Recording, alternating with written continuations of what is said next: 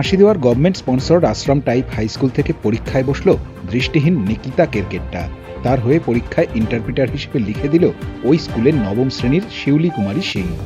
এদিকে একমাত্র মেয়ে জীবনের প্রথম বোর্ড পরীক্ষা দিয়ে বেরোতেই আনন্দাশ্রু দেখা গেল নিকিতার মা সালভিশিয়া কেরকেট্টার চোখে।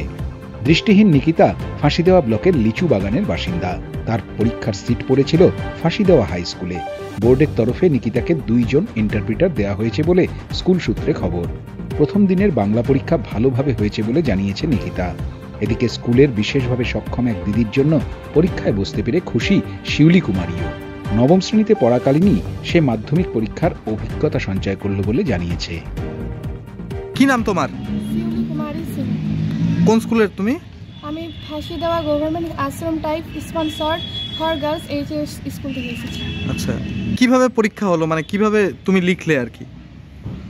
মানে বাংলা পরীক্ষাটা হলো, আমি দিদিকে জিজ্ঞাসা করলাম, দিদি বললো, ওইভাবে আমি লিখলাম।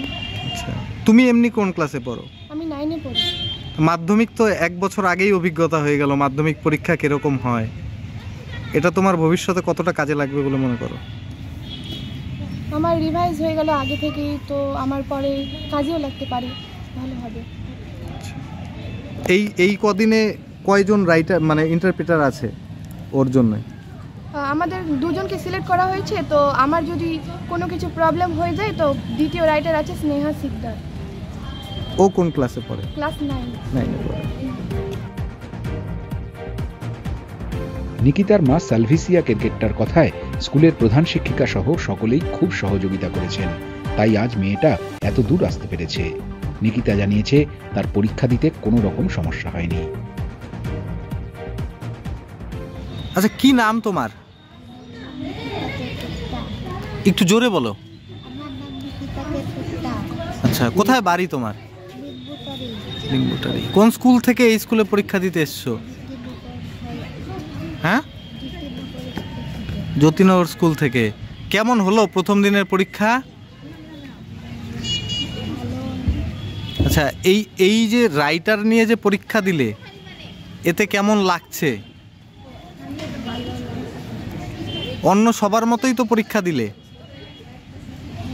আচ্ছা, তুমি যে এইভাবে পড়াশোনা করে পরীক্ষা দিচ্ছ, মাধ্যমিক পরীক্ষা, জীবনের প্রথম বড় পরীক্ষা, কার কার সাহায্য পেয়েছো?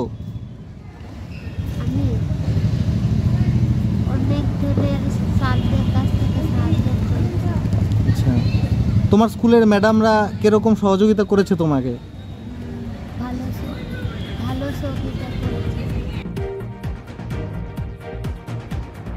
ফাঁসি দেওয়া থেকে সৌরভ রায়ের রিপোর্ট, উত্তরবঙ্গ সংবাদ।